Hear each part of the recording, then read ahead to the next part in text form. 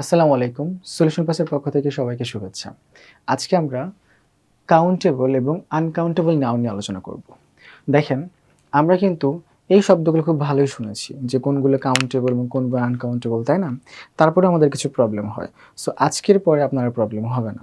So দেখেন, countable uncountable বলতে আসলে কি বোঝায়? সেটা হলো যেই সকল নাউনগুলো আমরা সাধারণত গুনি না, মানে গোনা গেলেও গুনি না, যেই নাউনগুলো বা যেই জিনিসগুলো আমরা সাধারণত গুনি না, সেগুলি হচ্ছে আনকাউন্টেবল।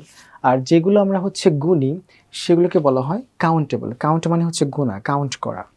ওকে, দেখেন এইখানে হচ্ছে দেখতে পাচ্ছি যে কলম আছে, তাই না? পেন আছে। সো এই পেনগুলোতে আপনি চাইলে গুনতেই পারেন আপনার কাছে কয়টা পেন আছে, 2টা পেন আছে নাকি 3টা পেন আছে। সো আপনি কিন্তু চাইলে পেনগুলো গুনতে পারবেন। তো আমরা কিন্তু সাধারণত এই জিনিসগুলো গুনি, যে দোকানে গিয়ে বলি যে আমাকে 2টো পেন দেন বা 3টা পেন দেন।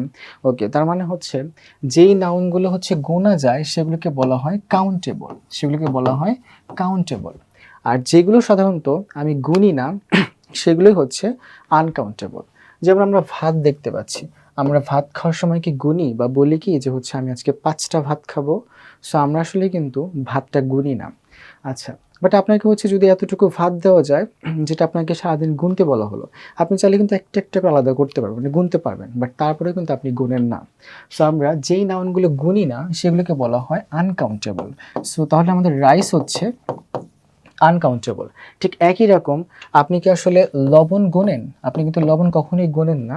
তার মানে লবণটাই, সল্টটাও হচ্ছে আমাদের আনকাউন্টেবল। আবার জ্ঞান কখনো গুণে পরিমাপ করা যায় না। তো যেটা হচ্ছে গোনা যায় না সেটাই হচ্ছে আনকাউন্টেবল। সো আমরা আসলে যেগুলো গুনি সেগুলো কাউন্টেবল, এবং যেগুলো গুনি না সেগুলো হচ্ছে আনকাউন্টেবল।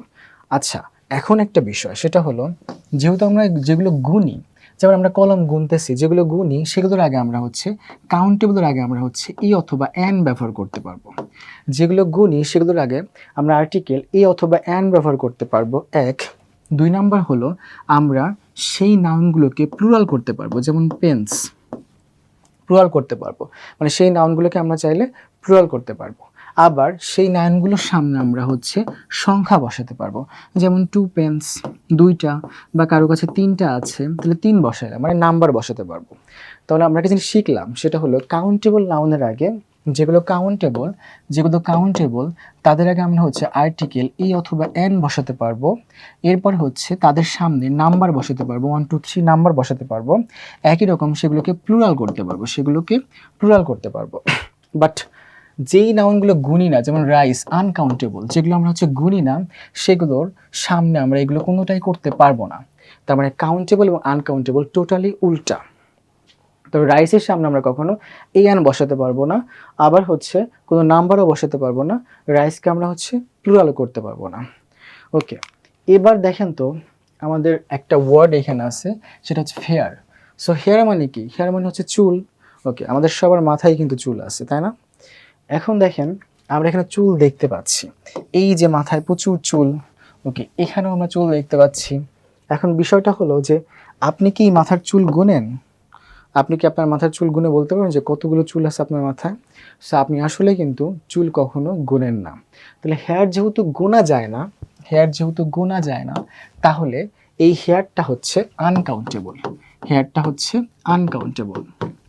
এখন বিষয়টা হলো, যেটা আনকাউন্টেবল তার আগে কিন্তু কখনো এই আন বসবে না, আমরা কিছুক্ষণ আগে শিখেছি। ওকে, যেটা আনকাউন্টেবল সেটা কখনো প্লুরাল করা যাবে না। ওকে, এবং তার সামনে কোনো 1 2 3 নাম্বার বসানো যাবে না। যেটা আনকাউন্টেবল সেটার আগে আমরা এ এন বসাতে পারবো না, প্লুরাল করতে পারবো না, আবার 1 2 3 নাম্বারও বসাতে পারবো না। সো আমরা সেন্টেন্সগুলোতে দেখে নিচ্ছে শি হ্যাজ লং হেয়ার, তার হচ্ছে লম্বা চুল আছে। সো আমরা এটার আগে কি এন বসাই নাই কিন্তু, কারণ আমরা জানি যে চুল আনকাউন্টেবল। ওকে, আচ্ছা, আমরা এর সাথে কিন্তু হেয়ার্স এসও যোগ করি নি, রাইট? এবং আমরা এটাকে হচ্ছে এটার সামনে কোনো 1 2 3 যে একটা চুল 2টা চুল, এগুলো কিন্তু আমরা আসলে ব্যবহার করি নাই। তারপরে আমরা নিয়ম মেনেছি, তাই তো? ওকে, এবার দেখেন তো, I found a hair on my soup, মানে আমি হচ্ছে আমার স্যুপের মধ্যে চুল পাইছি। এখন বিষয়টা হলো, এই জায়গায় যে হেয়ারটা আছে, এই হেয়ারের আগে কিন্তু আমরা আর্টিকেল এ ব্যবহার করেছি, বাট নিয়ম তো আছে যে আনকাউন্টেবল আগে কিন্তু এ এন বসানো যাবে না। তাহলে আমরা কি এখানে ভুল করেছি?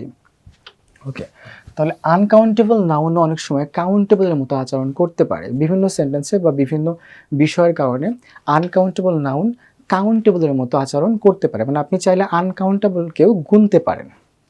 যেমন আমরা হেয়ার দেখে বুঝে নিই, সেটা হলো চুল যখন মাথায় থাকবে, চুল যখন মাথায় থাকবে তখন সেই চুল আপনি কখনো গুনতে পারবেন না। এবার চুল যখন মাথা ছেড়ে অন্য কোথাও চলে যাবে তখন আপনি সেটা হচ্ছে গুনতে পারবেন। দেখেন আমরা এক সময় হয় না যে হোটেলে খাবার খেতে গিয়েছি, সো আমাদের হচ্ছে এটা স্যুপ খেতে দেওয়া হয়েছে, সো ওর মধ্যে আমরা একটা চুল দেখতে পাচ্ছি, বা আমরা সময় ভাতের মধ্যেও চুল খুঁজে পাই। তো আমরা বড় জোর কয়টা পাই, একটা বা দুটা চুল পাই, তখন আমরা বলি যে ভাতের মধ্যে একটা চুল পাওয়া গেছে বা স্যুপের মধ্যে একটা চুল পাওয়া গেছে। তাহলে এই চুলটা কি মাথায় নাকি স্যুপে আছে? স্যুপের মধ্যে আছে। তো যখন চুল মাথায় থাকবে না তখন আপনি সেই চুলটাকে গুনতে পারবেন, মানে কাউন্টেবল হয়ে যাবে। সো আমরা এই স্যুপের মধ্যে কয়টা চুল পাইছি? একটা চুল পাইছি, এই জন্য এ হেয়ার। যদি আমরা দুটো চুল পাইতাম তাহলে আমরা লিখতাম 2 হেয়ার্স। সো আনকাউন্টেবল নাউনও কিছু কিছু ক্ষেত্রে কাউন্টেবল হতে পারে। এবার আমরা একটা কোশ্চেন দেখি, যেটা হচ্ছে কারা অধিদপ্তরের কারা তত্ত্বাবধায়ক 2013 সালের একটা question.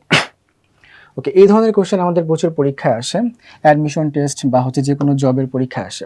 Which of the following is an uncountable noun, মানে কোনটা এখানে আনকাউন্টেবল নাউন। সো আপনারা অলরেডি জেনে গেছেন যে যেগুলো গোনা যায়, যেগুলো গোনা যায় না, এগুলোকে কাউন্টেবল বলা হয় নাকি আনকাউন্টেবল বলা হয়। সো আপনি ভেবে দেখেন যে পেন কি আসলে গোনা যায়, শার্ট কি গোনা যায়, বুক কি গোনা যায়, বা ফুড কি গোনা যায়। ওকে, তাহলে যেইটা হচ্ছে গোনা যাবে না সেটাই হচ্ছে আনকাউন্টেবল।